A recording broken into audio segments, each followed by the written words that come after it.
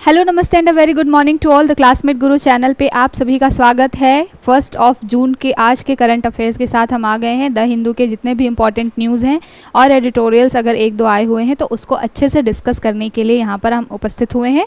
अपनी जो हाइलाइट्स के थ्रू पहले देखेंगे कि हमारी क्लास किस डायरेक्शन में जाने वाली है और उसके बाद अपनी चर्चा को आगे बढ़ाएंगे। तो चलिए सबसे पहले आज क्या इंपॉर्टेंट हाइलाइट्स हैं उसको देख लेते हैं और फिर जो भी नेशनल इंटरनेशनल न्यूज़ है उसको प्रीलिम्स को ध्यान में रखते हुए उसकी इन डिटेल चर्चा को शुरू करते हैं। तो सबसे पहली न्यूज़ किससे निकल के आ रही है, अभी जो है जनरल असेंबली के इलेक्शंस चल रहे थे और वो आज जो है लगभग ख़त्म होने वाला है। 7th फेज़ में 7 चरणों में ये पूरा चुनाव होने वाला था और आज जो है 7th फेज़ का इलेक्शन होने वाला है और उसके बाद से इसका रिज़ल्ट 4 जून को आएगा। तो सबको ऐसा अंदाज़ा तो है कि कौन आएगा कौन नहीं आएगा, लेकिन फिर भी डेमोक्रेसी के लिए जो असेंबली चुनाव होते हैं वो बहुत ज़्यादा ही इंपॉर्टेंट होते हैं। इस साल बहुत ज़्यादा इश्यूज़ निकल के आए जनरल असेंबली के इलेक्शंस में, चाहे वो ईवीएम से रिलेटेड हो, चाहे वो फिर आप चुनाव आयोग के काम से रिलेटेड हो, चाहे जितनी भी पॉलिटिकल पार्टीज़ हैं उन्होंने आरोप प्रत्यारोप किए, अपनी कैंपेनिंग की, बहुत सारे अलग अलग मुद्दे निकल के भी आए। उसके ऊपर भी हमने बात की थी कि बहुत सारे नई तरीके की लोगों की एक तरीके से उम्मीद जो है वो सरकार से जुड़ी है। जैसे कि कल हमने बात की थी पंजाब को लेकर के कि वहाँ पे जो वहाँ के किसान हैं, अब ऐसा नहीं है कि सिर्फ़ और सिर्फ खाने के ऊपर उनका मेन फोकस है। अब वो चाहते हैं कि वहाँ पर जो नशाखोरी है, जो ड्रग वगैरह इतना ज़्यादा स्प्रेड हो रहा है यूथ्स में, उसको कंट्रोल किया जाए। साथ के साथ में हमने बहुत सारे डिफरेंट एडिटोरियल्स के थ्रू देखा कि हेल्थ को प्रायोरिटी देने की ज़रूरत है। अलग अलग तरीके से हमने बात की कि इस चुनाव में मैनिफेस्टो में एनवायरनमेंट को भी शामिल किया गया है, लेकिन बहुत हद तक शामिल नहीं किया गया है। तो एक नए टेंजेंट पे हमारा जो एक सोसाइटी है वो अब चुनाव को लेकर के चीज़ों को सोच रहा है, धर्म से अलग हटकर। अभी भी राजनीति बहुत ज़्यादा धर्म के ऊपर ही है, जाति के ऊपर ही है, लेकिन फिर भी एक नया डायमेंशन जो है इस चुनाव के बाद से लोगों में ज़रूर देखने को मिल रहा है। तो कुछ पॉजिटिविटी तो आई है, देखेंगे 4 तारीख को रिजल्ट जब आएंगे उसके बाद। तो फिलहाल फ्रंट पेज पे ये न्यूज़ है, इसको थोड़ा सा डिस्कस कर लेंगे। अगली न्यूज़ हमारी क्या है, जीडीपी को लेकर के है और इसको बहुत अच्छे से हम क्या करने वाले हैं, रिवाइज़ करने वाले हैं, क्योंकि आपका एग्ज़ाम बहुत पास में है और इकोनॉमी से रिलेटेड है ये जीएस पेपर 3। बात क्या की जा रही है, manufacturing sector growth lift GDP to 8.2%। तो अभी बात की गई है कि जो इस साल जीडीपी ग्रोथ रहने वाली है मैन्युफैक्चरिंग सेक्टर की वजह से, उसमें ग्रोथ, उसमें हाइप की वजह से लगभग 8.2% रहने वाली है। तो यहाँ पर हम क्या क्या डिस्कस करेंगे, हम यहाँ पर रियल जीडीपी, नॉमिनल जीडीपी, साथ के साथ में जीडीपी के साथ साथ हम जीएनपी को भी क्या करेंगे, थोड़ा सा रिवाइज कर लेंगे, क्योंकि आपके क्वेश्चन यहाँ से बनते हैं। ठीक है, तो इकोनॉमी में जब प्रीलिम्स की बात की जाती है तो की टर्म्स से बहुत ज़्यादा क्वेश्चन बनते हैं और स्टेटमेंट वाइज क्वेश्चन होते हैं। तो जब भी अगर आपका जो एक तरीके से कॉन्सेप्ट क्लियर होगा तो कोई भी स्टेटमेंट किसी भी तरीके से टफ हो, इजी हो, मॉडरेट हो, आप उसको करने के लिए क्या हो जाएंगे, एलिजिबल हो जाएंगे, कैपेबल हो जाएंगे। तो इसको अच्छे से देखेंगे प्रीलिम्स को ध्यान में रखते हुए। अगली न्यूज़ हमारी क्या है, SC dismiss plea seeking information from SC collegium. तो यहाँ पर एक जो है हाई कोर्ट से रिलेटेड मामला आया है कि एक व्यक्ति है जिनको जज के पद पे नियुक्त करना था, तो उन्होंने कॉलेजियम के बारे में कुछ इन्फॉर्मेशंस मांगी थी और किस तरीके से उनकी नियुक्ति हुई या नहीं हुई, इसको लेकर के उनके मन में थोड़ा सा संदेह था, डाउट था इसको लेकर के। लेकिन जो हाई कोर्ट है उन्होंने डिसमिस कर दिया जो है कॉलेजियम के बारे में कोई भी इन्फॉर्मेशन देने से। तो क्या पूरा मुद्दा है इसको देखेंगे, साथ के साथ में कॉलेजियम सिस्टम को थोड़ा सा रिवाइज कर लेंगे, क्योंकि इस हमने 2-3 महीने में जितने भी, जब से मैं द हिंदू को देख रही हूँ, हमने देखा है ये चीज़ की क्या हो रहा है। बहुत ज़्यादा कॉलेजियम के ऊपर, जुडिशरी के ऊपर, साथ के साथ में अपॉइंटमेंट्स के ऊपर में बहुत सारे सवाल उठ रहे हैं, चाहे वो चुनाव आयोग के अपॉइंटमेंट से लेकर के हो, चाहे अलग अलग मामले हों। तो कॉलेजियम को लेकर भी बहुत सवाल उठे हैं, तो इसको हम देख लेंगे, थोड़ा सा रिवाइज कर लेंगे, क्योंकि यूपीएससी में जो भी मुद्दे चलते होते हैं थ्रू आउट ईयर, वहाँ से क्वेश्चन ज़्यादा बनने की संभावना रहती है। पिछले बार का पेपर को ध्यान में आप ना रखें, बाकी जो अगर पीवाईक्यू आप एनालिसिस करेंगे तो यही ट्रेंड होता है कि जो बहुत ज़्यादा हाईलाइटेड मुद्दे होते हैं उसकी थोड़ी सी हिस्ट्री जा करके क्वेश्चन बन जाता है। ठीक है, तो इसको देखेंगे बहुत अच्छे से प्रीलिम्स के लिहाज से। अगली न्यूज़ क्या है हमारी, railway to construct canopy bridge across track in Assam gibbon habitat. तो यहाँ पर बात की जा रही है असम में जो रेलवे का नॉर्थ ईस्ट कॉरिडोर है, वहाँ पर जो गिबॉन है, गिबॉन के बारे में देखेंगे, उसका IUCN स्टेटस भी देखेंगे। बेसिकली बंदर की एक प्रजाति है और उसके लिए अभी ना क्या होने जा रहा है, कैनोपी ट्रैप जो एक तरीके से कैनोपी बनने जा रही है, ब्रिज बनने जा रहा है। क्योंकि जनरली क्या होता है कि जो भी जानवर होते हैं वो ट्रेन वगैरह की चपेट में आके उनकी बहुत ज़्यादा जान चली जाती है, तो इसलिए अब वहाँ पर ब्रिज बनेगा, कैनोपी ब्रिज बनेगा इस तरीके से कि आपकी पटरियाँ इस तरीके से चल रही हों और उसके ऊपर से एक कैनोपी ब्रिज हो रस्सी के थ्रू वहाँ पर, सो दैट गिबॉन क्या हो, एक एरिया से दूसरे एरिया में जा सके, उनको रेलवे ट्रैक को क्रॉस ना करना पड़े। ठीक है, तो इसको लेकर के पूरे ये न्यूज़ आई हुई है। यहाँ पर हम क्या करेंगे, एनवायरनमेंट को ध्यान में रखते हुए गिबॉन का IUCN स्टेटस वगैरह देख लेंगे, क्योंकि यहाँ से क्वेश्चन बनते हैं। अगला ये एक एडिटोरियल है स्प्लैश बैग के बारे में। कल हमने बात की थी कि अग्निकुल जो है वो डिफेंस के क्षेत्र में पहला ऐसा स्टार्टअप बना है जो कि जिन्होंने अग्नि बान करके एक 3D प्रिंटेड रॉकेट लॉन्च किया है। तो उसको लेकर के एक पूरा एडिटोरियल आया हुआ है जिसमें बात की गई है कि प्राइवेट एजेंसीज जब डिफेंस के क्षेत्र में जुड़ती हैं तो उनके क्या वे फॉरवर्ड और क्या बेनिफिट हो सकते हैं। अभी तो इसरो है या फिर DRDO है, इस तरीके के काम करते हैं। इसरो जो है आपके सैटेलाइट वगैरह बनाने का, DRDO है वो डिफेंस के क्षेत्र में काम करती है। लेकिन अगर कोई प्राइवेट एजेंसी है अगर इस तरीके के काम कर रही है तो उससे क्या फिर इंडिया को बेनिफिट हो सकता है, इसके बारे में बात की गई है। तो देखेंगे, काफ़ी अच्छा आर्टिकल है। अगली न्यूज़ है India's eye Mongolia for key minerals to bypass China route.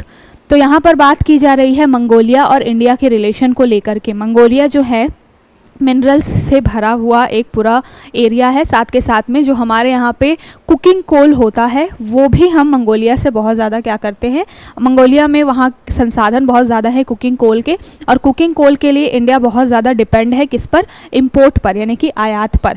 तो अभी जो है एक वे फॉरवर्ड के रूप में या फिर एक अल्टरनेट के रूप में इंडिया मंगोलिया की तरफ देख रहा है, लेकिन बीच में कौन आ जाता है, चाइना।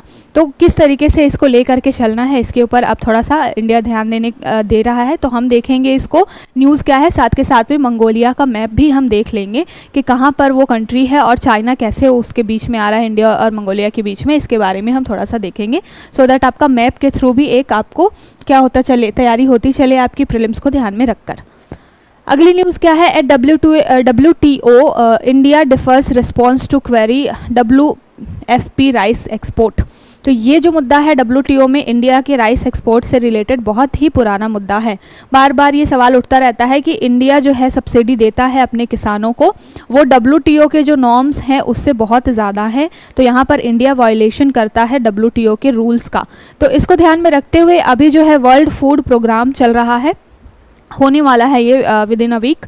तो WTO का ये वर्ल्ड फूड प्रोग्राम है जहाँ पर अलग अलग कंट्रीज़ ने इंडिया के जो राइस एक्सपोर्ट को लेकर के कंसर्न जताया है। तो यहाँ पर हम देखेंगे कि क्या पूरा मुद्दा है और अच्छे से एक कॉन्सेप्ट क्लैरिटी लेंगे कि आखिर क्यों जो है बाकी कंट्रीज़ इंडिया का राइस एक्सपोर्ट को लेकर के इतना अपोज कर रही हैं। ठीक है, अगली न्यूज़ हमारी क्या है, Ahilyabai Holkar was an ideal rural says RSS chief. तो यहाँ पर अहिल्याबाई होलकर की 299th जो है क्या मनाई जा रही है, जयंती मनाई जा रही है।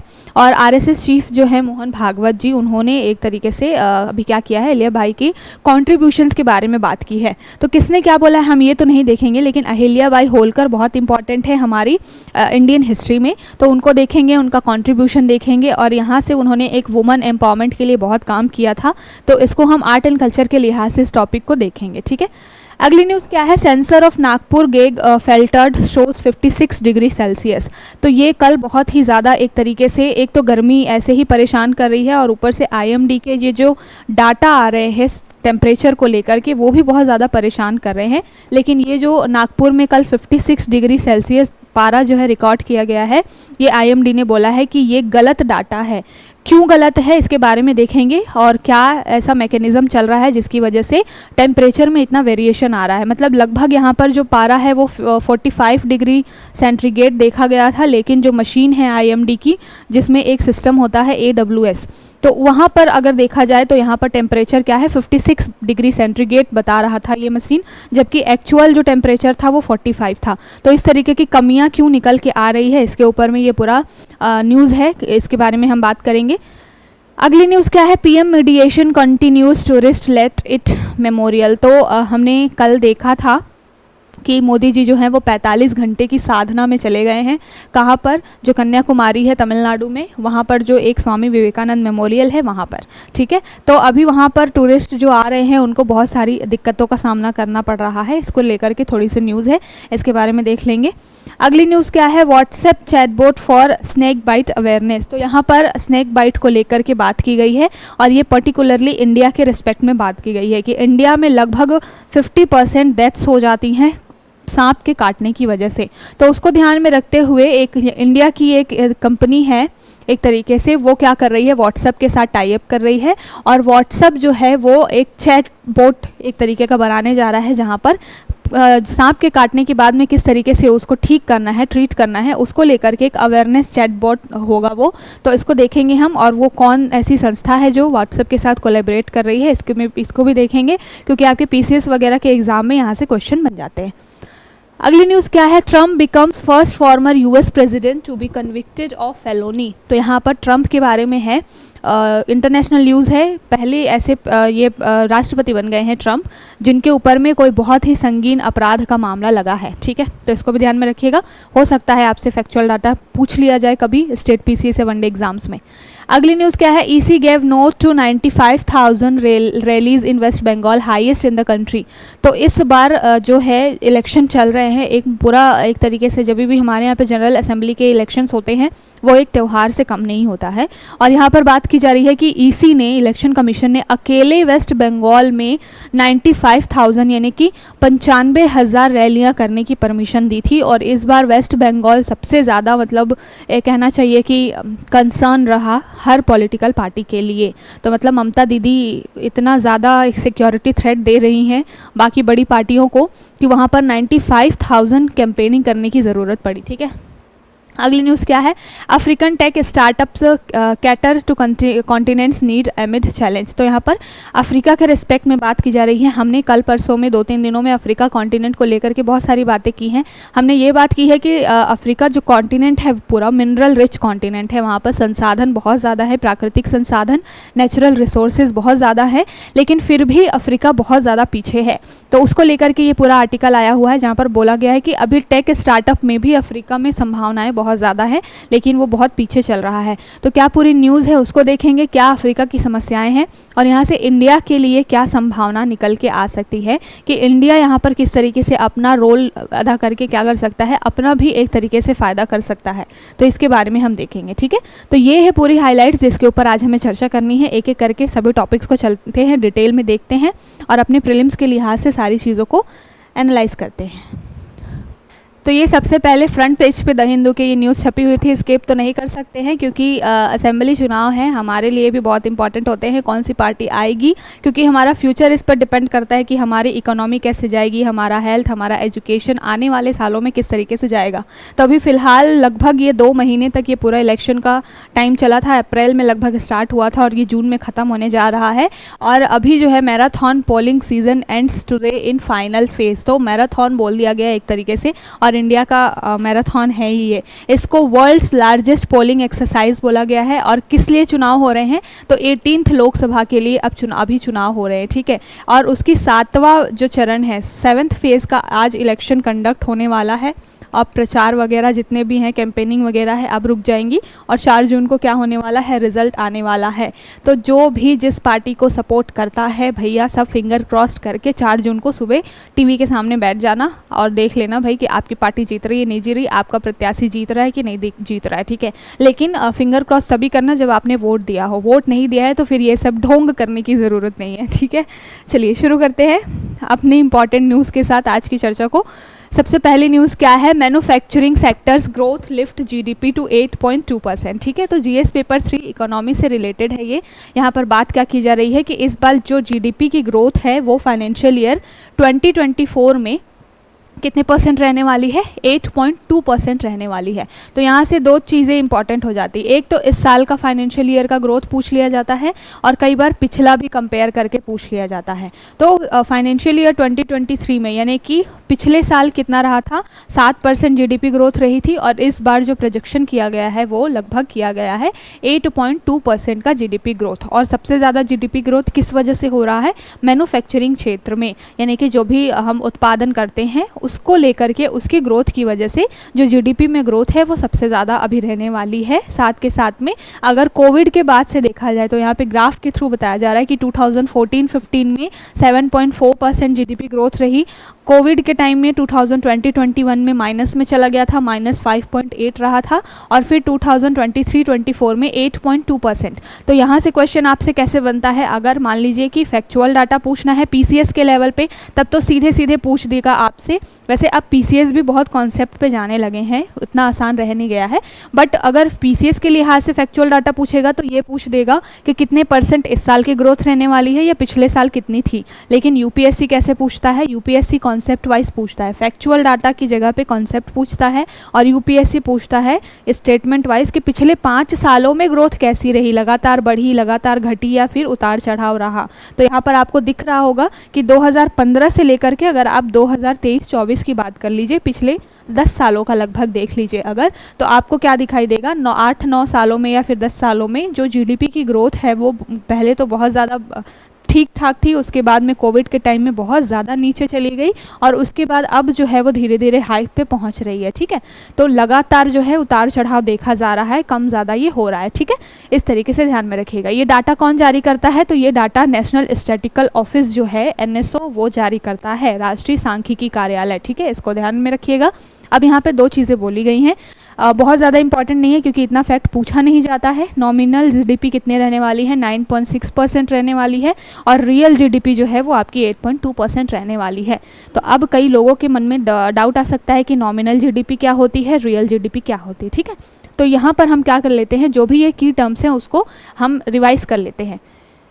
2 कॉन्सेप्ट होता है, एक हिंदी में कहा जाता है उसको चालू कीमतों पर जीडीपी, और दूसरा स्थिर कीमतों पर जीडीपी। तो जो रियल जीडीपी होती है वो किस कीमत पर होती है, वो होती है आपके स्थिर कीमतों पे। स्थिर कीमत का मतलब क्या है कि कोई एक बेस ईयर आपको बता दिया जाएगा, और बेस ईयर के आधार पर उस साल कितना ग्रोथ रहा, उस साल कितनी महंगाई रही, उसके आधार पर जब जीडीपी की गणना की जाती है, उस साल उत्पादन कितना रहा, उस बेस ईयर के आधार पर जब गणना की जाती है तो उसको रियल जीडीपी बोला जाता है। ठीक है, और जो स्थिर कीमतों से हट करके चालू कीमतों पर नॉमिनल जीडीपी क्या होती है, जो साल दर साल पिछले साल की तुलना में हम क्या करते हैं, एक तरीके से कंपैरिजन करते हैं कि पिछले साल जीडीपी कितनी रही और फिर इस साल जीडीपी कितनी रही, और पिछले साल की तुलना में इस साल जीडीपी बढ़ी या घटी। जब इस तरीके से कैलकुलेशन करते हैं तो उसको कहते हैं नॉमिनल जीडीपी।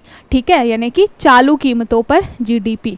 ठीक, पहली बात तो ये कॉन्सेप्ट क्लियर। दूसरी बात ये कि जीडीपी क्या होता है, यहाँ पर तो मैंने ये बता दिया कि रियल जीडीपी, नॉमिनल जीडीपी। कई लोगों को अगर नहीं पता हो कि जीडीपी क्या होता है, तो जीडीपी का सिंपल शॉर्ट सा मतलब है कि एक साल के अंदर अंदर जो भी किसी देश की जो टेरिटरी होती है, टेरिटरी कहने का मतलब है कि जो लैंड बाउंड्री है किसी देश की, वहाँ पर एक साल के अंदर लैंड बाउंड्री के अंतर्गत वो समुद्री सीमाएं जो 200 नॉटिकल माइल्स तक की होती हैं वो भी आती हैं। इसको ध्यान में रखिएगा, यानी कि जो तटीय क्षेत्रों से लेकर के 200 नॉटिकल माइल्स तक का होता है अपना संप्रभु जोन होता है, जहाँ पर कोई भी देश जाकर के क्या कर सकता है, मछली पकड़ने का काम और भी जो भी के एक तरीके से जो वाटर रिसोर्सेज होते हैं उसको निकालने का काम कर सकता है कोई भी देश। तो ये जो सीमा होती है वो 200 नॉटिकल माइल्स की, यानी कि 200 नॉटिकल माइल्स की होती है। ठीक है, तो यहाँ पर बात क्या कर रहे हैं हम, जीडीपी के बारे में। जीडीपी यानी कि इसको क्या बोला जाता है, ग्रॉस डोमेस्टिक प्रोडक्ट, इसका फुल फॉर्म है। ठीक है, घरेलू उत्पाद। ठीक है, तो कहने का मतलब क्या है, नाम में ही दिख रहा है कि डोमेस्टिक प्रोडक्ट, ठीक है, या फिर डोमेस्टिक प्रोडक्शन। तो एक घरेलू सीमा के अंतर्गत, यानी कि किसी देश की जो टेरिटरी है उसके अंदर ही अंदर एक साल के अंदर अंदर जितना भी वहाँ पर उत्पादन होता है वो क्या कहलाता है, उस देश की जीडीपी कहलाती है। यानी कि एक पूरी देश की कंट्री, मतलब उसकी लैंड बाउंड्री, साथ के साथ में 200 नॉटिकल माइल्स तक की उसकी पूरी सीमा, उसमें एक साल के अंदर अंदर जितना भी प्रोडक्शन होता है उसको कहा जाता है जीडीपी, और उनके प्रोडक्शन के आधार पर ही ये जो जीडीपी है वो कैलकुलेट किया जाता है। तो बहुत ही आसान शब्दों में मैंने बता दिया कि क्या होता है जीडीपी। अब कंफ्यूजन नहीं होना चाहिए, एक साल के अंदर किसी देश की सीमा के अंदर, घरेलू सीमा के अंदर जितना भी प्रोडक्शन होता है इसको कहते हैं जीडीपी। आगे हम जीएनपी देखेंगे तो उसको देखेंगे कि जीडीपी और जीएनपी अलग कैसे है, वहाँ पर कंफ्यूज नहीं होना है। अगर आपको मालूम है कि एक साल के अंदर एक घरेलू सीमा के अंदर किसी देश की बाउंड्री के अंदर जितना प्रोडक्शन हो रहा है वो उसकी जीडीपी है। बस इतना याद रखिए, ठीक है। आगे हम जीएनपी को भी बात करेंगे कि जीएनपी क्या होता है। तो यहाँ पर बात की जा रही है जीडीपी क्या है, एक निश्चित समय अवधि यानी कि एक साल के अंदर निश्चित समय अवधि देश की सीमाओं के भीतर, तो मैंने बात की कि देश की सीमाओं के भीतर उत्पादित सभी तैयार वस्तु और सेवाओं का कुल मौद्रिक बाजार। तो एक साल के अंदर अंदर घरेलू सीमा के अंदर जितना भी वस्तु या फिर गुड्स यानी कि गुड्स और साथ के साथ में जो सर्विसेज हैं, जो भी चीज़ें प्रोडक्शन होता है उसका जो भी मार्केट वैल्यू है उसको क्या कहते हैं, कैलकुलेट करके जीडीपी निकालते हैं, ठीक है। इतना क्लियर। अब इसमें मैंने बताया कि 2-3 टाइप की जीडीपी होती हैं, जिसमें नाम मात्र की जीडीपी है, वास्तविक जीडीपी है, रियल जीडीपी और नॉमिनल जीडीपी की मैंने बात की। तो मैंने बात की कि जो नॉमिनल जीडीपी होती है वो क्या होती है, हर साल बदलती रहती है पिछले साल की तुलना में। जो रियल जीडीपी होती है वो एक बेस ईयर मान लिया जाता है, जिस साल प्रोजेक्शन बहुत ज़्यादा होता है, प्रोडक्शन बहुत ज़्यादा होता है, ग्रोथ बहुत अच्छी रहती है, तो उसको एक बेस ईयर मान करके चला जाता है। जिस तरीके से हम जब सीपीआई और डब्ल्यूपीआई वगैरह जो भी कैलकुलेट करते हैं तो उसका बेस ईयर हमने 2012 मान रखा है चेंज करके। तो हम सीपीआई डब्ल्यूपीआई में जब भी कितना उतार चढ़ाव हो रहा है, महंगाई कितनी बढ़ रही है घट रही है, इसका कैलकुलेशन करते हैं तो हम 2012 जो बेस ईयर है उसको आधार मान करके उसके बेस पर हम क्या करते हैं, कैलकुलेशन करते हैं। तो बिल्कुल उसी तरीके से जो रियल जीडीपी होती है उसमें भी एक बेस ईयर होता है और उसके आधार पर कैलकुलेशन होता है। जो नॉमिनल जीडीपी होती है यानी कि जो चालू कीमतों पर जीडीपी होती है वो हर साल बदलती रहती है पिछले साल की तुलना में। इस साल जीडीपी कितनी रही उसको देख करके क्या किया जाता है, तुलना की जाती है। अब यहाँ पर एक टर्म होता है प्रति व्यक्ति जीडीपी। प्रति व्यक्ति जीडीपी कहने का मतलब क्या है कि एक देश के अंदर जितना प्रोडक्शन हो रहा है वो उस देश की जीडीपी है, लेकिन एक व्यक्ति कितना उसमें कंट्रीब्यूट कर रहा है इसको प्रति व्यक्ति जीडीपी बोला जाता है। देखिए यहाँ पर लिखा हुआ है, यह प्रति व्यक्ति औसत आर्थिक उत्पादन को दर्शाता है। इसका उपयोग अक्सर विभिन्न देशों के आर्थिक प्रदर्शन की तुलना में। तो मैंने बात की आसान शब्दों में क्या है कि एक घरेलू सीमा के अंदर जब कुल प्रोडक्शन कुल उत्पादन हो तो उसको उस देश की जीडीपी बोला जाता है। बट प्रति व्यक्ति जीडीपी का मतलब क्या है कि कोई उस देश का कोई एक नागरिक उस जीडीपी में कितना खुद भी कंट्रीब्यूट कर रहा है प्रोडक्शन के मामले में, कितना उत्पादन करके वो एक तरीके से इकोनॉमी को अपना सहयोग दे रहा है, उसको प्रति व्यक्ति जीडीपी बोला जाता है, ठीक है। एक होता है पीपीपी यानी कि क्रय शक्ति क्षमता। इसके बारे में हमने पहले भी बात की हुई है। इसको क्या बोलते हैं, जो परचेजिंग पावर बोलते हैं एक तरीके से। और परचेजिंग पावर का हम किस तरीके से तुलना करते हैं, हमने एक बार इंडिया और चाइना के रिस्पेक्ट में बात की थी जब हम एक एडिटोरियल एनालिसिस कर रहे थे। तो हमने बात की थी कि परचेजिंग पावर जो पैरिटी होती है इसका यानी कि क्रय शक्ति क्षमता, इस टर्म का यूज़ हम कब करते हैं, जब दो देशों के बीच में हमें कितनी महंगाई बढ़ रही है, कितनी घट रही है, यहाँ के सामान का मूल्य कितना है, दूसरे देश के सामान का मूल्य कितना है, जब इसके बीच में तुलना करनी होती है तब हम इस परचेजिंग पावर पैरिटी का यूज़ करते हैं, ठीक है। तो क्रय शक्ति क्षमता जीडीपी क्या होती है, देशों के बीच में मूल्य स्तरों के अंतर से ये संबंधित होता है, ठीक है। तो अभी मैंने बात की कि हमने इंडिया और चाइना के रिस्पेक्ट में देखा था, बिल्कुल वैसे ही है। जो परचेजिंग पावर पैरिटी होती है वो कोई दो देशों के बीच में कितनी महंगाई बढ़ रही है घट रही है वहाँ पे जीडीपी कैसी है उसको कैलकुलेट करने के लिए इसका यूज़ किया जाता है। तो आई होप आपको सारी चीज़ें समझ में आ गई होंगी। ये रहा पूरा जीडीपी। अब एक और बहुत ही इंपॉर्टेंट टॉपिक है जीएनपी, जिससे क्वेश्चन आपका बनता है इकोनॉमिक्स में, और अभी प्रीलिम्स पास है इसलिए मैं इसको यहाँ पर डिस्कस कर रही हूँ। मैंने बात की जीडीपी क्या होता है, घरेलू सीमा के अंदर एक साल के अंदर अंदर जितना प्रोडक्शन होता है, चाहे वो गुड्स का हो चाहे वो सर्विसेज का हो, यानी कि वस्तुओं का हो या फिर सेवाओं का हो, उसको जीडीपी कहते हैं। बट जीएनपी क्या होता है, एक साल के अंदर अंदर उस देश के अंदर जो प्रोडक्शन हो रहा है वो, प्लस अगर उस देश का कोई नागरिक जो कि विदेश में रह रहा है, किसी भी देश में रह रहा हो, भारत का नागरिक, और वो क्या कर रहा है वहाँ पर कुछ भी उत्पादन कर रहा है या फिर कोई भी कंट्रीब्यूशन दे रहा है और वहाँ से फिर पैसे वगैरह भेज रहा है, रेमिटेंस वगैरह भेज रहा है, तो वो भी इकोनॉमी को बूस्ट करने का काम करती है। तो अगर जीडीपी पूछा जाए तो केवल और केवल घरेलू सीमा के अंदर जो लोग रह रहे हैं वो जो प्रोडक्शन कर रहे हैं उसको कैलकुलेट किया जाता है। बट अगर जीएनपी बोला जाए, सकल राष्ट्रीय उत्पाद बोला जाए, तो घरेलू सीमा के अंदर प्रोडक्शन प्लस यहाँ के जो नागरिक हैं, भारतीय नागरिक अगर विदेश में रह करके जो भी प्रोडक्शन कर रहे हैं, उन दोनों को कैलकुलेट करके जीएनपी निकाला जाता है, ठीक है। तो आई होप कोई कन्फ्यूजन नहीं होगा। अब यहाँ पे डेफिनेशन देख लेते हैं थोड़ा सा। जीएनपी क्या है? किसी देश के निवासियों के द्वारा उत्पादित सभी वस्तु सेवाओं का कुल बाजार मूल्य है, भले ही उत्पादन देश की सीमाओं के भीतर हुआ हो या फिर नहीं हुआ हो। तो मैंने बात क्या की, अगर जीडीपी बोलेगा तो उत्पादन देश की सीमा के भीतर होना चाहिए, बट जीएनपी में क्या है, इंसान उस देश का हो सकता है, मान लीजिए नागरिक इंडिया का हो, लेकिन वो प्रोडक्शन जो है या फिर अपना उत्पादन जो है वो किसी दूसरे देश में भी कर सकता है, ठीक है। लेकिन वो वहाँ से रेमिटेंस वगैरह कहाँ पर भेजेगा? अपने यहाँ पे भेजेगा, तो कहीं ना कहीं वो इंडियन इकोनॉमी को एक तरीके से बूस्ट करने का काम करेगा। तो जीडीपी जीएनपी में कोई भी कंफ्यूजन नहीं होना चाहिए, ठीक है। अभी तक तो जो भी चीज़ें थी मैंने उसको क्लियर कर दिया। जीएनपी में बहुत सारी चीज़ें होती हैं, कैलकुलेशन फिर किसी दिन हम देख लेंगे, फॉर्मूले के थ्रू यहाँ पर बात की जाती है, उसमें विदेशी आय वगैरह जोड़ी जाती है, फिर कुछ यहाँ पर से जो भी चीज़ें होती है उसको माइनस करके इस तरीके से फार्मूला निकाला जाता है, ठीक है। तो फिलहाल कॉन्सेप्ट को समझना ज़रूरी है जीडीपी और जीएनपी का, क्योंकि यहाँ से आपके लिए क्वेश्चन बन जाते हैं, ठीक। अब चलते हैं अगली न्यूज़ की तरफ। अगली न्यूज़ क्या है? SC dismiss plea seeking information from SC collegian. तो यहाँ पर एक जज हैं, बात की जा रही है न्यू दिल्ली की ही हाई कोर्ट की बात की जा रही है। तो दिल्ली हाई कोर्ट में एक मामला गया है, वहाँ पर एक जज की नियुक्ति होनी थी, तो उन्होंने कुछ उनकी नियुक्ति में एक तरीके से उनको कुछ कमी लगी होगी या कुछ डाउट हुआ होगा, तो उन्होंने कॉलेजियम के बारे में, कौन है लोग और कॉलेजियम के बारे में कुछ इन्फॉर्मेशन मांगी थी, जिसको हाई कोर्ट ने देने से क्या कर दिया, मना कर दिया, ठीक है। तो क्यों मना कर दिया? क्योंकि कॉलेजियम को बोला जाता है एक तरीके से कि वो जुडिशरी का बहुत ही इंपॉर्टेंट सेंसिटिव पार्ट है और उसके बारे में जानकारी देना शामिल नहीं है। और जो हमारा सूचना का अधिकार अधिनियम होता है, आरटीआई में भी कॉलेजियम को शामिल करने ना करने को लेकर के बहुत सारे डिबेट होते रहते हैं, ठीक है। तो सूचना का अधिकार अधिनियम जो है हमारा 2005 का, उसमें भी कॉलेजियम को लेकर के समय समय पर बहुत सारे इश्यूज़ खड़े होते रहते हैं। तो फिलहाल हम देख लेते हैं कि मुद्दा क्या है, और देख लिया हमने मुद्दा, और अब देख लेते हैं कि किसी भी जज की नियुक्ति किस तरीके से होती है, साथ के साथ कॉलेजियम का पूरा डिस्प्यूट क्या है और किस तरीके से कॉलेजियम बन के आया, कब बन के आया, क्योंकि पॉलिटी में भी यहाँ से क्वेश्चन बनते ही बनते हैं। तो सबसे पहले अगर हाई कोर्ट में जजों की नियुक्ति की बात की जाए तो वो कौन से आर्टिकल में आता है? आर्टिकल 217। और यही बात अगर सुप्रीम कोर्ट में जजों की नियुक्ति की जाए तो आर्टिकल आता है 124। पहली बात तो ये डाउट नहीं होना चाहिए, आर्टिकल थोड़े बहुत क्लियर होने चाहिए। कई बार पूछ लेता है स्टेटमेंट में ही, यूपीएससी में भी पूछ सकता है कि अनुच्छेद 124 के तहत क्या है, जजों की नियुक्ति हाई कोर्ट में होती है, सुप्रीम कोर्ट में, इस तरीके से। तो कोई कन्फ्यूजन नहीं होना चाहिए। सबसे पहले हमारे यहाँ पे केंद्र सरकार आती है, केंद्र सरकार के अंतर्गत आपको एक न्यायपालिका दिखेगी और न्यायपालिका में आपको सुप्रीम कोर्ट दिखाई देगा।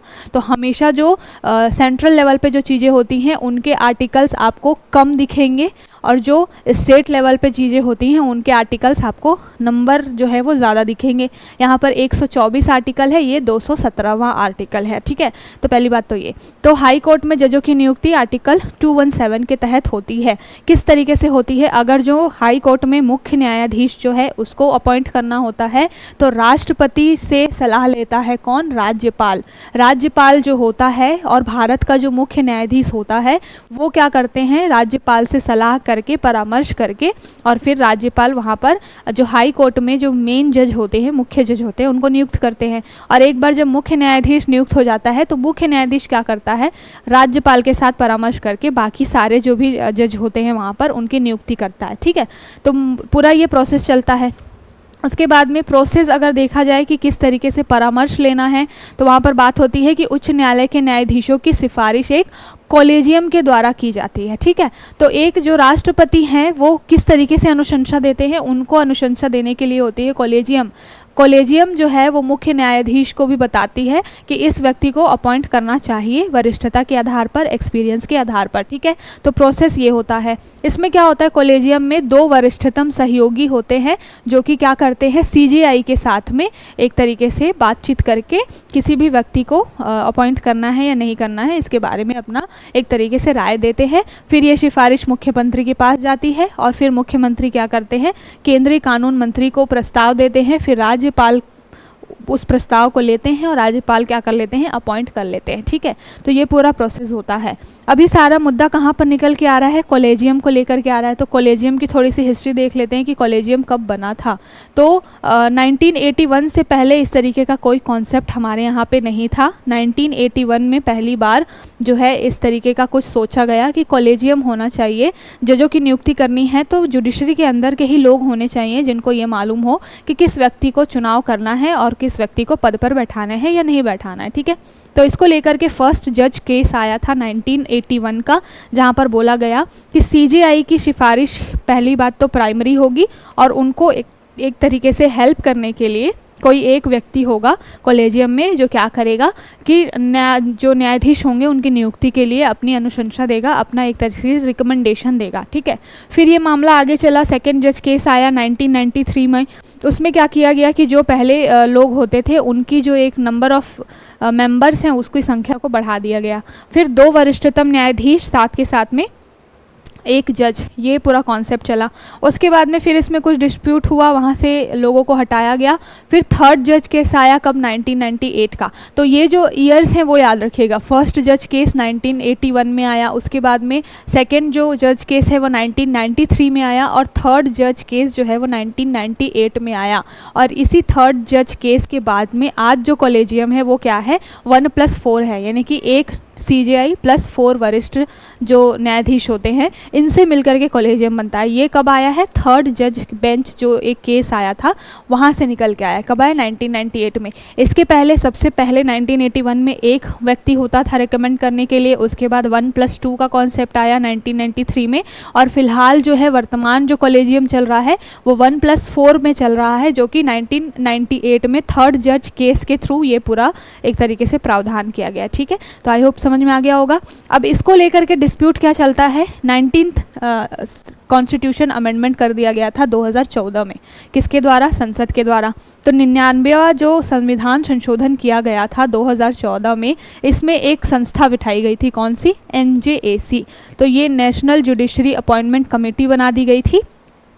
और यहाँ पर पार्लियामेंट ने ये चीज़ें की हुई थी कि अब जो जजों की नियुक्ति है वो कौन करेगा, जो ये पार्लियामेंट में ये जो NJAC कमेटी बनी है वो जजों की नियुक्ति करेगी, जहाँ पर जनरली नेता वगैरह होंगे। तो इसका जो है वो कोर्ट ने, जुडिशरी ने बहुत अपोज किया था और फिर ये जो 99वां संविधान संशोधन है वो स्ट्रक डाउन हो गया था। कोर्ट ने बोला था कि न्यायपालिका में किसको नियुक्त करना है, किसको नियुक्त नहीं करना है, ये हमारी संप्रभुता है। इसमें हम कार्यपालिका का या फिर विधायिका यानी कि एग्जीक्यूटिव और लेजिस्लेटिव का कोई भी एक तरीके से हम हस्तक्षेप जो है वो बर्दाश्त नहीं करेंगे। किसी भी तरीके की हम वहाँ पर एक तरीके से बीच में मीडिएटर वो नहीं होना चाहिए। जुडिशरी का काम है किसको अपॉइंट करना है, नहीं करना है, इसका पूरा जो एक तरीके से जो राइट है वो कॉलेजियम के पास ही रहना चाहिए। ठीक है, तो ये जो NJAC पूरा आया था 2014 में 99th कॉन्स्टिट्यूशन अमेंडमेंट के द्वारा, इसको स्ट्रक डाउन कर दिया गया। अब तभी से लेकर के ये पूरा मुद्दा बहुत ज़्यादा हाईलाइट रहता है। अभी रिसेंटली 1 साल पहले ही जो केंद्रीय कानून मंत्री किरण रिजिजू जो थे, उन्होंने फिर से ये पूरा मुद्दा उठाया था कि कॉलेजियम को हटा करके फिर से NJAC को लेकर के आना चाहिए। और अभी जो रिसेंट केस आया है जो हमने हाई कोर्ट के रिस्पेक्ट में देखा, वहाँ पर भी सुप्रीम कोर्ट के कॉलेजियम सिस्टम को लेकर के जवाब मांगा गया है जज के द्वारा और हाई कोर्ट ने उसको देने से मना कर दिया है। तो कहीं ना कहीं एक तरीके से जो न्यायपालिका की संप्रभुता को लेकर के ये पूरा मुद्दा हमेशा उठता रहता है और कॉलेजियम विवादों में रहता है। तो अब कॉलेजियम से कोई भी क्वेश्चन आएगा तो आई होप आपको कोई भी कन्फ्यूज़न नहीं होगा। हमने तीनों जज के इसके बारे में बात कर ली, हमने 99th जो है कॉन्स्टिट्यूशन अमेंडमेंट के बारे में भी बात कर लिया। तो यहाँ से कोई भी अगर टॉपिक बनेगा तो क्वेश्चन आपका गलत नहीं होगा, ऐसी मैं आशा करती हूँ। ठीक है, अब चलते हैं अगले टॉपिक की तरफ। ये जो टॉपिक है GS पेपर 3 एनवायरनमेंट से रिलेटेड है। बात की क्या की जा रही है, railway to construct canopy bridge across track in Assam gibbon habitat. तो अभी जो रेलवे का नॉर्थ ईस्टर्न जोन है वहाँ पर क्या किया जा रहा है, जो कि असम में है, वहाँ पर जो गिबॉन है उनके लिए एक तरीके से आप कह लीजिए कि कैनोपी ब्रिज बनाने की बात की जा रही है। कैनोपी ब्रिज ये आपको पता नहीं दिख रहा होगा या नहीं, इस तरीके से ये यहाँ पर रेलवे ट्रैक है, रेलवे ट्रैक के ऊपर इस तरीके से रस्सियों को बांध करके आपको ब्रिज दिख रहा होगा, जहाँ से क्या हो सकता है मंकीज़ अपना इस तरीके से एक जगह से दूसरी जगह जा सकते हैं। इससे क्या फ़ायदा होगा कि इनको नीचे से जा कर के रेलवे ट्रैक को क्रॉस करने की ज़रूरत नहीं पड़ेगी, और अगर इस तरीके से ज़रूरत नहीं पड़ेगी तो इनकी जान भी नहीं जाएगी रेल से, ट्रेन से टकरा करके, क्योंकि जो ट्रेन होती है बहुत हाई स्पीड में होती है। कई बार बहुत बड़े बड़े हाथियों तक को वो एक तरीके से मार करके निकल जाती है, क्योंकि इतनी स्पीड में होती है वो, उसको एकदम से रोकना, इमरजेंसी ब्रेक लगाना इतना भी आसान नहीं होता है। तो इस तरीके से जो ये गिबॉन है वो बहुत ज़्यादा ख़त्म ना हो, इसको ध्यान में रखते हुए नॉर्थ ईस्टर्न फ्रंटियर रेलवे जो है वो इस तरीके का काम करने के लिए जा रहा है। तो एक तो यहाँ से फैक्चुअल डाटा बन सकता है कि कौन से जोन में रेलवे ये काम करने जा रहा है। तो नॉर्थ ईस्टर्न जोन है, कहाँ पर है, असम में, वहाँ पर ये काम होने जा रहा है। और किसके लिए, तो ये जो है हुलॉक गिबॉन है, बंदर की एक प्रजाति है, इसके लिए ये सारा काम होने जा रहा है। ठीक है, तो हम क्या कर लेते हैं, यहाँ पर जो प्रीलिम्स के लिहाज से यहाँ से जो क्वेश्चन बनते हैं हुलॉक को लेकर के, उसको थोड़ा सा एक बार रिवाइज कर लेते हैं। एनवायरनमेंट में स्पीसीज से ही और इस तरीके के जो भी जानवर होते हैं, पक्षी होते हैं जो न्यूज़ में रहते हैं, उनसे क्वेश्चन बनते हैं। ठीक है, तो सबसे पहले हम बात करें हुलॉक गिबन के बारे में। मैंने बताया बंदर की एक प्रजाति है, दो टाइप के होते हैं, पश्चिमी हुलॉक बोला जाता है और एक पूर्वी हुलॉक बोला जाता है। ठीक है, तो कुछ जो वेस्टर्न एरियाज़ में रहते हैं उनको पश्चिमी हुलॉक बोला जाता है, और एक जो ईस्टर्न एरिया में रहते हैं उनको पूर्वी हुलॉक बोला जाता है। भारत में दोनों ही प्रजातियां पाई जाती है, पश्चिमी भी पाई जाती है, पूर्वी भी पाई जाती है। तो अगर आपसे पूछा जाए इस तरीके का क्वेश्चन कि क्या दोनों ही प्रजातियां इंडिया में पाई जाती है, तो बिल्कुल पाई जाती है। और दोनों को इंडिया में कहाँ पर रखा गया है, इंडिया का जो एक तरीके से वन्य जीव संरक्षण अधिनियम है 1972 का, wild life protection act, WPA जिसको बोला जाता है, वाइल्ड लाइफ प्रोटेक्शन एक्ट 1972 का, वहाँ पर भारत में दोनों ही प्रजातियाँ आती हैं इस अंदर। और कौन से शेड्यूल में, तो यहाँ से एक क्वेश्चन बनता है कि कौन से शेड्यूल में है WPA के, तो शेड्यूल 1 में इन तरीके की प्रजातियों को रखा जाता है जो बहुत ज़्यादा वनरेबल होते हैं, जो बहुत नष्ट होने की या फिर समाप्त होने की कैटेगरी में होते हैं। तो ऐसी जो प्रजातियाँ स्पीसीज होती हैं उनको शेड्यूल 1 में रखा जाता है WPA के, जो कि 1972 में बना है। ठीक है, तो भारत में दोनों प्रजातियाँ पाई जाती हैं और भारतीय वन्यजीव अधिनियम 1972 के अनुसूची 1 में आती हैं। अब यहाँ से दूसरा क्वेश्चन पूछा जाता है कि IUCN जो रेड लिस्ट जारी करता है वहाँ पर ये कब आते हैं, तो इंटरनेशनल यूनियन ऑफ कंजर्वेशन ऐसे नेचुरल फ्लोरा एंड फौना, इस तरीके से इसका फुल फॉर्म है, देख लीजिएगा एक बारी। तो अंतर्राष्ट्रीय प्रकृति संरक्षण संघ जो है इसका पूरा फुल फॉर्म है, और यहाँ पर अगर आप उसकी रेड लिस्ट देखेंगे तो लुप्त प्राय कैटेगरी में रखा गया है किसको, ये जो गिबॉन है उसको। ठीक है, यानी कि एंडेंजर्ड है, समाप्त होने की कैटेगरी में है। तो दो चीज़ें, अगर WPA के बारे में पूछे शेड्यूल 1 में है, और अगर IUCN की रेड लिस्ट में पूछे तो एक तरीके से इंडेंजर्ड कैटेगरी में आएगा। ठीक है, लेकिन यहाँ पर भी दो चीज़ें हैं कि कौन सा इंडेंजर्ड कैटेगरी में आएगा, पूर्वी वाला या पश्चिमी वाला। ठीक है, ये आपको देखना है, ये आप बताइएगा। फिलहाल यहाँ पर पश्चिमी हुलॉक गिबॉन जो है गिबॉन परिवार का हाइलोबेडिटे फैमिली से आता है, तो इसको ध्यान में रखिएगा। कई बारी जब एनवायरनमेंट में क्वेश्चन थोड़ा टफ करना होता है तो परिवार उस स्पीसीज़ के ये पूछ लिया जाता है। तो गिबॉन की फैमिली हाइलोबेटिडे फैमिली से ये बिलोंग करता है। भारत में कहाँ कहाँ पाए जाते हैं, तो अरुणाचल प्रदेश, असम, ये सारे जो एरियाज़ हैं वहाँ पर ये बहुत ज़्यादा, मतलब कि बेसिकली नॉर्थ ईस्ट वाला जो एरिया है इंडिया का, वहाँ पर गिबॉन बहुत ज़्यादा पाए जाते हैं। ठीक है, और ये IUCN की रेड लिस्ट में एक तरीके से संवेदनशील श्रेणी में भी आते हैं, तो वल्नरेबल भी आते हैं कहीं कहीं पर, पूर्वी जो गिबॉन है, और जो एक तरीके से एंडेंजर्ड कैटेगरी में भी आते हैं। ठीक है, तो इसको ध्यान में रखिएगा। अब चलते हैं हमारे एडिटोरियल की तरफ। कल हमने इस पे बात की थी कि अभी जो है अग्निकुल एक स्टार्टअप कंपनी है जो कि जिसने 3D प्रिंटेड रॉकेट लॉन्च किया है, और ऐसा करने वाली ये इंडिया की नहीं विश्व की क्या हो गई है, पहली एक तरीके से स्टार्टअप कंपनी हो गई है जिसने 3D प्रिंटेड क्या किया है, रॉकेट लॉन्च किया है। और ये रॉकेट के थ्रू हम क्या कर सकते हैं, सैटेलाइट को लो अर्थ ऑर्बिट में भेज सकते हैं। तो बेसिकली ये अग्निकुल जो है वो पूरा लो अर्थ ऑर्बिट के लिए ही काम करता है। कल मैंने बताया था लो अर्थ ऑर्बिट कहने का मतलब है कि जो हमारा एनवायरनमेंट है उसके 160 किलोमीटर से लेकर मैक्सिमम 2000 किलोमीटर तक का जो पूरा एरिया होता है अंतरिक्ष में, वो पूरा लो अर्थ ऑर्बिट में आता है। और जितने भी हमारे सैटेलाइट्स होते हैं मोस्टली जो है वो लो अर्थ ऑर्बिट में ही भेजे जाते हैं, क्योंकि यहाँ पर इस तरीके के सैटेलाइट्स होते हैं जो कि इमेजिनेशन करने का काम करते हैं, जैसे कि कहीं पर हमारा लैंड किस तरीके का है, हमारा कहाँ पर समंदर है, कहाँ पर नदी है, जो इमेजिनेशन वाला काम होता है, इमेज लेने का काम होता है पूरे प्रकृति का, पृथ्वी का। तो इस तरीके के यहाँ पर लो अर्थ ऑर्बिट में क्या किए जाते हैं, सैटेलाइट्स वगैरह छोड़े जाते हैं। जितना भी हमारे यहाँ पे कम्युनिकेशन के लिए जो सैटेलाइट्स होते हैं, जो हम फ़ोन का यूज़ कर रहे हैं, वो क्या है, सैटेलाइट एक छोड़ा गया है, वो वहाँ से क्या करता है, रेडिएशन भेजता है, उसके थ्रू हम एक दूसरे से कम्युनिकेट कर पाते हैं। तो जो कम्युनिकेशन के लिए सैटेलाइट है, या फिर इमेजिनेशन या फिर इमेज के लिए जो भी रिसोर्सेज हैं हमारे यहाँ पे, उसके इमेज के लिए जो भी सैटेलाइट्स हैं, वो सारे के सारे लो अर्थ ऑर्बिट में छोड़े जाते हैं। साथ के साथ में जितने भी अगर हेल्थ के लिहाज से, चाहे वो एजुकेशन के पर्पज़ से, जो भी सैटेलाइट्स वगैरह होते हैं, वो लो अर्थ ऑर्बिट में ही जाते हैं। तो लो अर्थ ऑर्बिट बहुत इंपॉर्टेंट है, और यहाँ पर भेजे जाने वाले सैटेलाइट्स हमारे लिए बहुत इंपॉर्टेंट होते हैं। रिसोर्स सेट वगैरह आपने सुना होगा, 3-4 साल पहले हमने उसको छोड़ा था। तो ये सारे काम होते क्यों हैं कि बेसिकली हमारा जो एरिया कैसा है उसको देखने के लिए, और किस तरीके से संसाधन उपलब्ध हैं उसको एक तरीके से एक प्रॉपर डाटा लेने के लिए सारा काम किया जाता है। अगर नेविगेशन करना है, जैसे कि हम मैप वगैरह यूज़ करते हैं, गूगल मैप वगैरह, तो उसके लिए भी जो सैटेलाइट्स वगैरह है वो लो अर्थ ऑर्बिट में ही भेजे जाते हैं, क्योंकि ये पृथ्वी से, धरती से थोड़े पास में है। इसके ऊपर और भी है, जियो सिंक्रोनस वाला आपका 3500 किलोमीटर तक जाता है वो, वहाँ पर बहुत ही रेयर एक तरीके से सैटेलाइट्स वगैरह भेजे जाते हैं।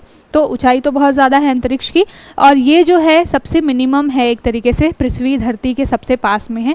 तो एक तरीके से सटीक एक इमेजिनेशन कह लीजिए, सटीक इमेज भी देता है, सटीक डाटा भी देता है। इस वजह से सबसे ज़्यादा सैटेलाइट्स यहाँ पर भेजे जाते हैं। तो अभी बात की गई है कि ये जो अग्निकूल जैसे स्टार्टअप्स हैं, साथ के साथ में इसी तरीके का एक प्राइवेट स्टार्टअप हमारे पास और है, जिसका नाम क्या है, विक्रम।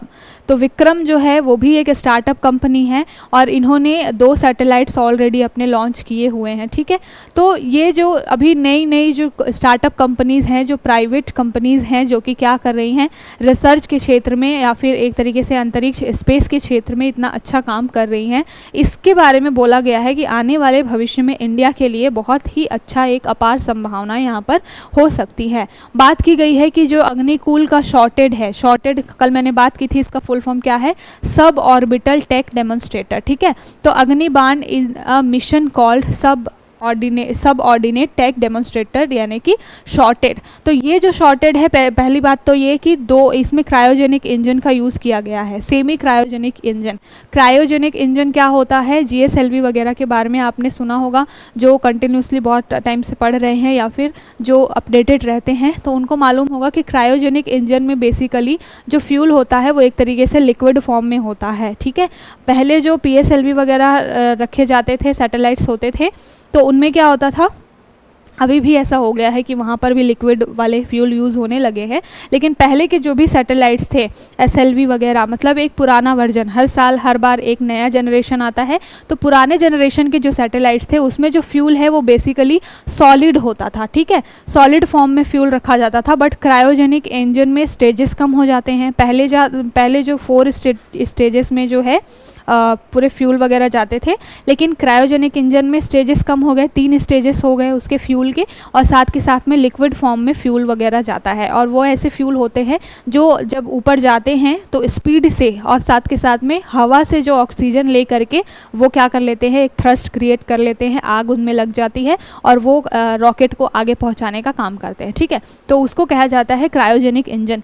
तो फिलहाल ये जो अग्निकूल है, उन्होंने जो एक तरीके से रॉकेट बनाया है वो भी सेमी क्रायोजेनिक इंजन पे बेस्ड है।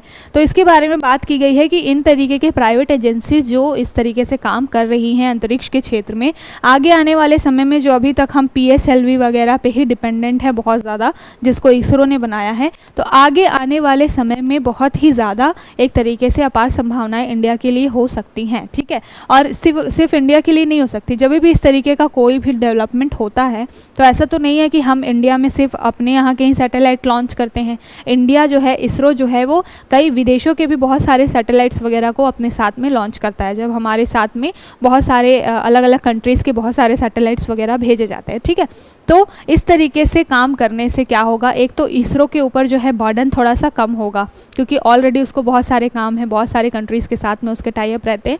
साथ के साथ में अगर कोई प्राइवेट एजेंसीज काम करती है तो उनका जो अकाउंटेबिलिटी है वो कहीं ना कहीं ज़्यादा होता है गवर्नमेंट की तुलना में। आपने देखा होगा कि जो गवर्नमेंट एम्प्लॉयज़ होते हैं उनकी वही 9 to 5 की जॉब फिक्स होती, आते हैं, काम हुआ ठीक है, नहीं हुआ तो भी कोई बात नहीं है, उनसे पूछने वाला कोई ऐसा नहीं है। बट प्राइवेट एजेंसीज होती हैं, जो कंपनीज होती हैं, 9 to 5 की उनकी जॉब होती है, डेली को उनको टारगेट मिलता है।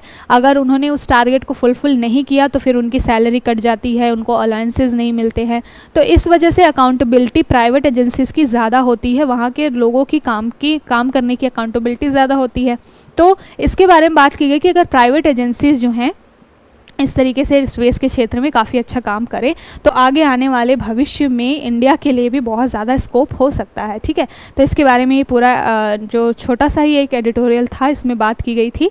यहाँ पर जो भी चीज़ें इंपॉर्टेंट थी उसके बारे में देखा, फैक्चुअल डाटा हमने देख लिया कि जो रॉकेट है उसका नाम कल ही हमने देखा था, अग्नि बाण उसका नाम था। ये किस तरीके का, एक तो 3D प्रिंटेड है, साथ के साथ में सेमी क्रायोजेनिक इंजन है, इसको भी ध्यान में रखिएगा। ये पूरा जो मिशन है उसका नाम मैंने बताया सब ऑर्डिनेट टेक डेमोन्स्ट्रेटर यानी कि शॉर्टेड। ठीक है, तो इसको भी ध्यान में रखिएगा। अब चलते हैं आगे। अगली जो न्यूज़ है इंडिया और मंगोलिया से रिलेटेड है। यहाँ पर मंगोलिया जो है मिनरल्स से बहुत ज़्यादा भरा है, साथ के साथ में जो कुकिंग ऑयल है, उस कुकिंग जो कोल है उससे भी बहुत ज़्यादा एक तरीके से भरा पूरा संसाधन रिसोर्सेज यहाँ पर बहुत ज़्यादा हैं। तो उसको ध्यान में रखते हुए इंडिया जो है वो मंगोलिया के साथ अपने रिलेशंस को थोड़ा सा एक स्ट्रेंथन करने की कोशिश कर रहा है। लेकिन बीच में आ जाता है कौन, चाइना। तो चाइना वॉल जो है, चाइनीज़ वॉल जो है वो बीच में आकर के खड़ी हो जाती है। तो इंडिया जो है वो अपने अलग अलग अल्टरनेटिव्स ढूंढ रहा है बहुत सारे। जैसे अभी हमने चाबहार पोर्ट को लेकर के क्या किया है, 10 साल का एग्रीमेंट किया है। तो जो भी ये हमारे काम हैं वो इसीलिए है कि इन फ्यूचर अगर हमको चाइना से किसी भी तरीके का थ्रेट मिलता है तो हमारे पास और भी अल्टरनेटिव्स हो, बहुत सारे ऑप्शंस हो। ठीक है, तो फिलहाल यहाँ पर बात की जा रही है मिनरल्स और कोल को लेकर के, लेकिन हम यहाँ पर क्या बात करेंगे, स्पेशली यहाँ पर बात की गई है एटलीस्ट जो भी 2 मिनिस्ट्रीज है जैसे कि स्टील और माइंस मिनिस्ट्री है, इन्होंने कुछ प्रपोजल्स रखे हैं मंगोलिया के साथ में रिलेशंस को थोड़ा सा स्ट्रेंथन करने के लिए। क्योंकि एक तो यहाँ पर क्या है, कोयला बहुत ज़्यादा है और दूसरा क्या है, स्टील भी बहुत ज़्यादा है, मिनरल्स भी बहुत ज़्यादा है, और ये दोनों के ऊपर हमारी डिपेंडेंसी बहुत ज़्यादा है। अगर हम पावर कंजप्शन की बात करें तो अभी भी हम कोल के ऊपर बहुत ज़्यादा रिलाई करते हैं, और अगर हम बात करें कि स्टील के उत्पादन में तो इंडिया टॉप 3-4 कंट्रीज़ में आता है स्टील के उत्पादन में, साथ के साथ रेलवे की पटरियां वगैरह बनाने के लिए। तो इंडिया के लिए मंगोलिया की बहुत ज़्यादा एक तरीके से इम्पोर्टेंस हो सकती है। इसको ध्यान में रखकर अभी थोड़ा सा इस चीज़ को, रिलेशन को आगे बढ़ाने की बात की गई है। ठीक है, तो सबसे पहले यहाँ पर हम कुछ डाटा देख लेते हैं कि 2022 में 1 बिलियन अमेरिकी डॉलर से अधिक का जो है हमने क्या किया था, भारत ने एक तेल रिफाइनरी बनाई थी। कहाँ पर, मंगोलिया में। तो मंगोलिया में भारत अपना एक तरीके से कंट्रीब्यूशन दिखा करके या फिर वहाँ पर अपने रिफाइनरी है या फिर माइनिंग सेक्टर में काम करके एक तरीके से वहाँ पर अपने रिलेशंस को थोड़ा सा स्ट्रेंथन करने की कोशिश कर रहा है। ठीक है, और यह रिफाइनरी मंगोलिया की 75% तेल शोधन आवश्यकताओं को पूरा करती है।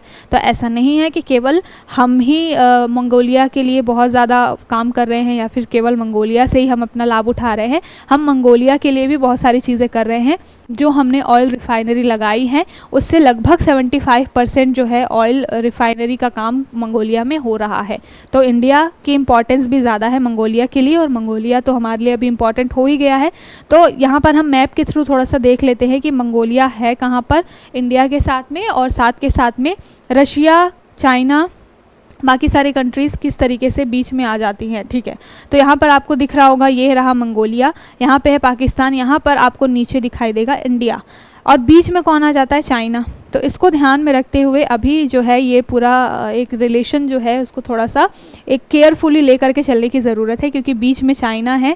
और कई मंगोलिया को एक तरीके से सैंडविच बोला जाता है क्योंकि ये रशिया और चाइना के बीच में है, और ये सैंडविच इसलिए भी हो जाता है क्योंकि बहुत ही छोटा कंट्री है और इतने बड़े बड़े कंट्रीज़ के बीच में आ जाता है। लैंडलॉक कंट्रीज़ है, इसके पास कोई भी समुद्री सीमा नहीं है, सो दैट ये अपना व्यापार अलग से कर सके। तो इसको डिपेंड होना पड़ता है चाइना के ऊपर में, क्योंकि लैंड बाउंड्री पूरी घिरी हुई है चारों तरफ से इसकी, और चाइना बहुत बड़ा एक तरीके से देश है जो इसके आसपास है। अगर इसको व्यापार करना है, देखिए इधर Kazakhstan, Uzbekistan, Kyrgyzstan, Tajikistan, India के साथ भी व्यापार करना है तो इसको इसी रूट से होकर के निकलना पड़ेगा।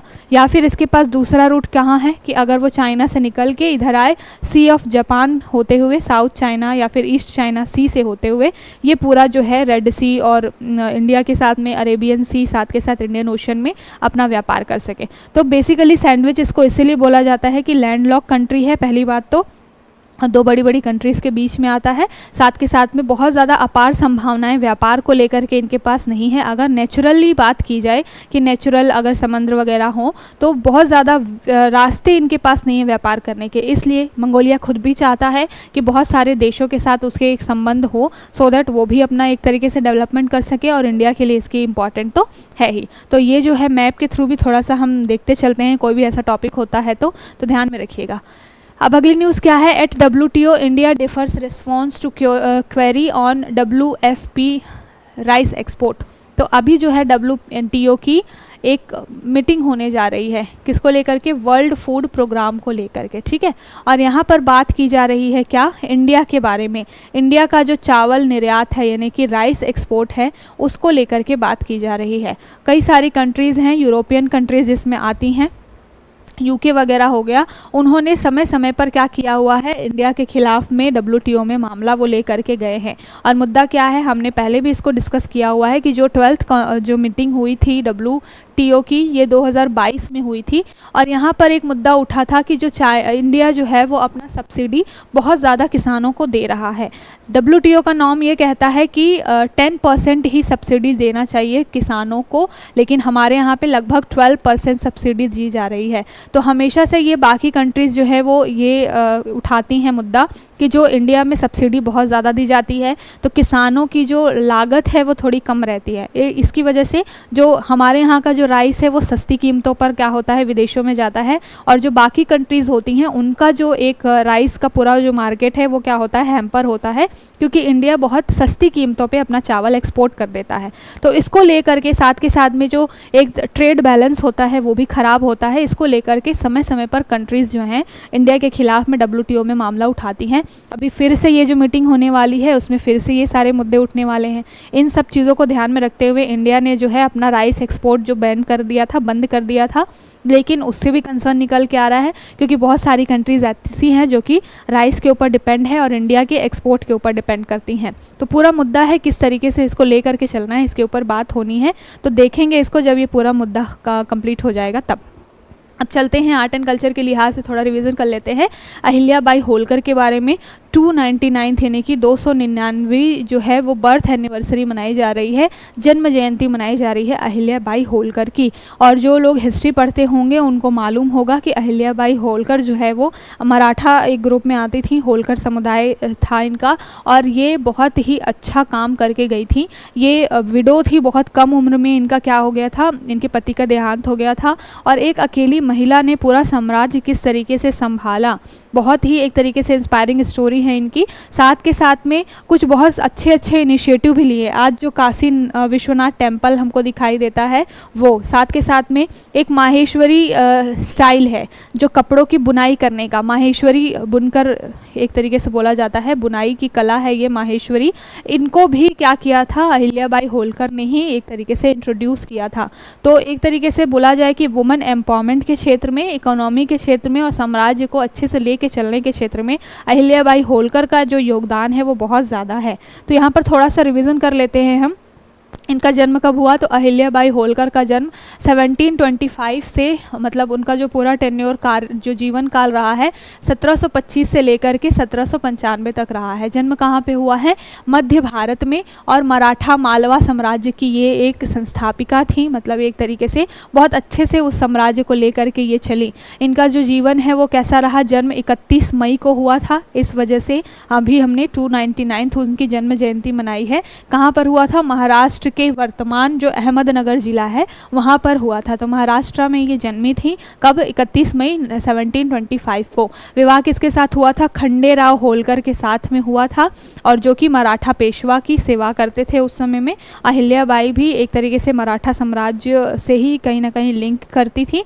उसके बाद में इनका शासनकाल देखा जाए तो 1754 में पति और 1766 में इनके ससुर की डेथ के बाद से इन्होंने पूरा जो है कार्यभार संभाला था और प्रशासन बहुत अच्छे से संभाला था। साथ के साथ में अंग्रेज़ों से भी ये अकेले भिड़ गई थी उस समय में, क्योंकि अंग्रेज़ वहाँ पर थे ही बहुत ज़्यादा। इंडिया की जो पॉलिटिक्स है उसमें वो अपना इन्वॉल्वमेंट दिखा रहे थे, तो अंग्रेज़ों से भी महिला अकेले ही क्या हुई थी, भिड़ गई थी। इनके योगदान की बात की जाए तो क्या क्या चीज़ें की हैं, इंफ्रास्ट्रक्चर डेवलपमेंट में बहुत काम किया है। अगर मंदिरों में देखा जाए तो जो अभी हम इतना ज़्यादा वाराणसी का काशी विश्वनाथ टेम्पल जो देखते हैं वो इन्हीं के द्वारा बनवाया गया है। साथ के साथ सोमनाथ और उज्जैन जैसे धार्मिक स्थलों में भी ये थोड़ा इनका कॉन्ट्रीब्यूशन रहा है।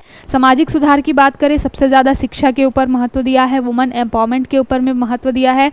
अभी हमने माहेश्वरी जो बुनाई है उसके बारे में बात की, तो ये सारे जो योगदान या कंट्रीब्यूशन किसके हैं, अहिल्याबाई होलकर के हैं। तो थोड़ा सा ध्यान में रखिएगा, कभी भी इस तरीके के कोई भी, मान लीजिए किसी की 50वीं जन्म जयंती होती है, 100वीं जन्म जयंती होती है, या अभी तो हमने 299th मनाया, तो इस तरीके से जब कोई बहुत लंबे समय से कोई ऐसी व्यक्ति, कोई ऐसा पर्सनैलिटी जो कि बहुत ही अच्छा कॉन्ट्रीब्यूट करके गया हो, तो वहाँ से क्वेश्चन बनने की आर्ट एंड कल्चर में संभावना होती है। ठीक है, अगला क्वेश्चन, अगला जो टॉपिक है वो क्या है। अभी हम टेम्परेचर राइज की हर दिन नई नई खबरें सुन रहे हैं कि इंडिया जो है वो रिकॉर्ड तोड़ रहा है हीट वेव को लेकर के, चाहे वो टेम्परेचर राइज को लेकर के।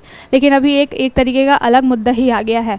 अभी हमने रिसेंटली परसों ही हमने ये बात की थी कि 52.3 डिग्री सेंटीग्रेड दिल्ली का टेम्परेचर रहा था। दिल्ली में एक एरिया है वहाँ पर, जो दिल्ली का ईस्टर्न एरिया है आई थिंक, वहाँ पर 52.3 डिग्री सेंटीग्रेड टेम्परेचर रहा था।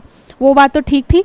कल एक न्यूज़ निकल के आई कि नागपुर का टेम्परेचर जो है वो 56 डिग्री सेंटीग्रेड क्या किया गया है, एक तरीके से मापा गया है। जब इसकी पूरी रिसर्च की गई तो पता चला कि एक सिस्टम है यहाँ पर जो कि अभी हाल ही में IMD के अंदर आया है, जिसको कहा जाता है AWS। इसका फुल फॉर्म क्या है, ऑटोमेटिक वेदर स्टेशन। ठीक है, तो ऑटोमेटिक वेदर स्टेशन क्या है, ये अपने आप ही टेम्परेचर कैलकुलेट करके बता देता है कि कहाँ की क्या टेम्परेचर है। और इसी ने बताया कि नागपुर का टेम्परेचर कितना है, 56 डिग्री सेंटीग्रेड।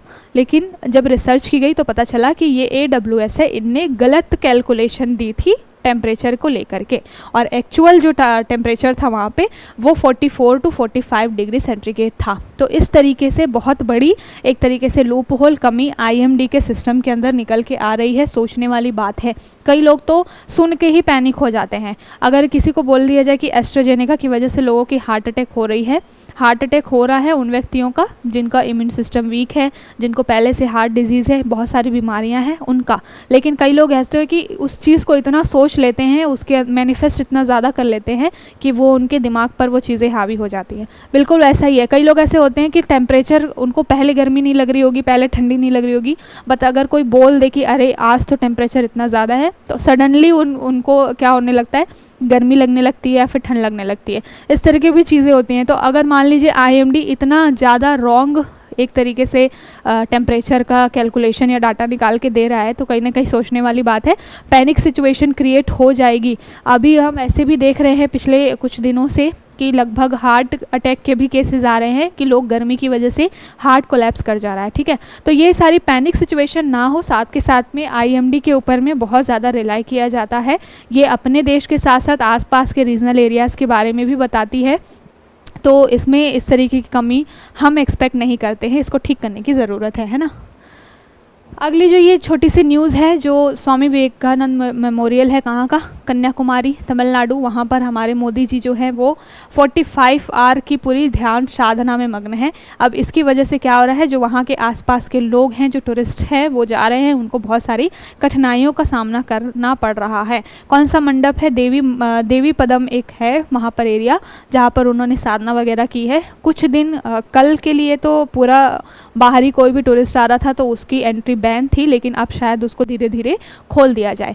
ये अगली न्यूज़ है स्नेक बाइट अवेयरनेस को लेकर के। यहाँ पर आंकड़ों के थ्रू बताया गया है कि अकेले इंडिया में हर साल 10 लाख सांप काटने के मामले आते हैं। ठीक है, तो 10 लाख मामले आते हैं और इसमें से 50% की डेथ हो जाती है लोगों की। तो बहुत बड़ा नंबर है ये। हम TB वगैरह की बात करते हैं, लेकिन स्नैक बाइट भी एक तरीके से देखा जाए तो बहुत बड़े लेवल पे हमारे यहाँ पे डेथ कॉज क्रिएट कर रहा है। ठीक है, तो सांप काटने के ये जो मामले हैं इसमें सबसे ज़्यादा कमी कहाँ पर आती है, क्योंकि लोगों को अवेयरनेस नहीं होती है कि करना क्या है। कई लोग जो एकदम रूरल एरियाज़ में होते हैं वो सांप काटता है तो फिर उसको वो ओझा के पास, बाबा के पास लेकर के चले जाते हैं, और वो ट्रीटमेंट ना मिलने की वजह से क्या होता है, डॉक्टर के पास में अगर वो लेके जाते तो शायद जान बच भी जाती। लेकिन साथ के साथ में ये भी है कि कई सारे रिमोट एरियाज़ होते हैं जहाँ पर कनेक्टिविटी बहुत कम होती है, शहर में पहुँचने के लिए टाइम बहुत ज़्यादा लगता है। तो एक पहले किस तरीके से क्योर करना है, किस तरीके से कोई व्यक्ति को अगर सांप काट दे तो किस तरीके से उसकी जान बचानी है, फर्स्ट एड किस तरीके से करना है, इसकी अवेयरनेस की कमी की वजह से भी लोगों की जान चली जाती है। तो उसको ध्यान में रखते हुए हमारे इंडिया में एक सोसाइटी है जिसका नाम क्या है, HSI। इसका फुल फॉर्म क्या है, ह्यूमेन सोसाइटी इंटरनेशनल।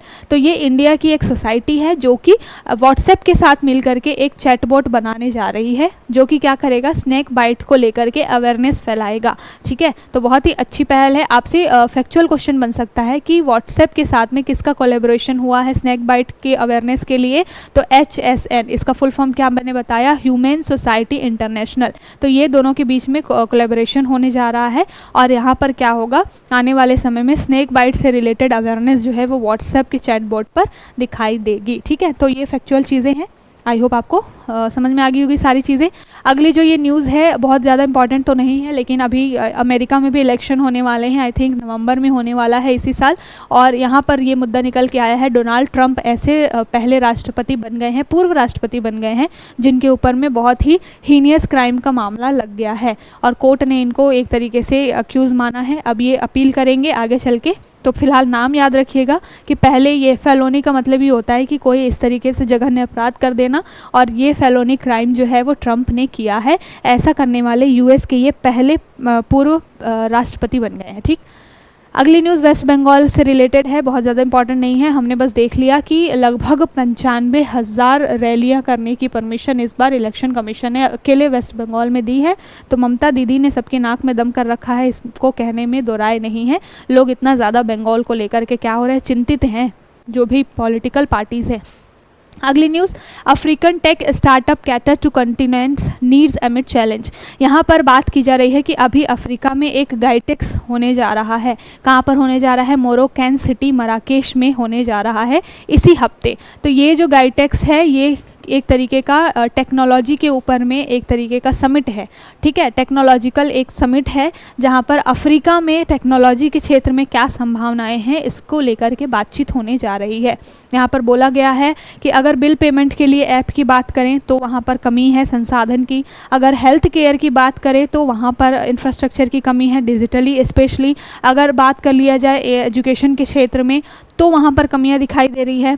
अफ्रीका जो है मिनरल से रिच कंट्री है, अगर उनके रिसोर्सेज को सही तरीके से यूटिलाइज़ किया जाए इनसे ज़्यादा अमीर कंट्री नहीं होने वाली है आगे आने वाले समय में। लेकिन वहाँ पर इंफ्रास्ट्रक्चरल कमियों की वजह से क्या हो रहा है कि अफ्रीकन कॉन्टिनेंट बहुत पीछे है, जहाँ पर लोगों को खाने के लिए चीज़ें नहीं है, हेल्थ बेनिफिट्स नहीं है, बहुत ज़्यादा महामारी वगैरह यहाँ पर निकल के आती हैं। तो इसको लेकर के बात की गई है कि अभी ये जो गाइटेक्स होने वाला है कहाँ पर होने वाला है, एक तरीके से मैंने बताया कि मराकेश में ये होने वाला है, मैराकॉन सिटी मराकेश में। ठीक है, तो याद रखिएगा कई बार ही पूछ लिया जाता है ये। तो मैराकॉन सिटी मराकेश में इसी वीक जो है गाइटेक्स होने जा रहा है। अफ्रीका कॉन्टिनेंट में टेक्नोलॉजिकल किस तरीके से इम्प्रूवमेंट लानी है इसको लेकर के। अब इंडिया के लिए क्या बात हो सकती है कि इंडिया देखे कि वहाँ पर क्या संभावनाएं हैं, किस तरीके से वहाँ पर काम किया जा सकता है, और इंडिया किस तरीके से अपना हाथ एक तरीके से अफ्रीकन कॉन्टिनेंट में बढ़ाए, क्योंकि चाइना ऑलरेडी ये काम कर रहा है, हम कई दिनों से देख ही रहे हैं। तो इंडिया को भी वहाँ पर थोड़ा सा अपना प्रेजेंस दिखाने की ज़रूरत है। ठीक है, आज के लिए इतना ही। आज जो भी टॉपिक्स थे उसको बहुत अच्छे से डिस्कस किया है हमने। कल फिर मिलेंगे नए टॉपिक्स के साथ। तब तक के लिए क्लासमेट गुरु चैनल को ज़्यादा से ज़्यादा लाइक करिए, शेयर करिए, सब्सक्राइब करिए और अपना ध्यान रखिए। कल मिलते हैं।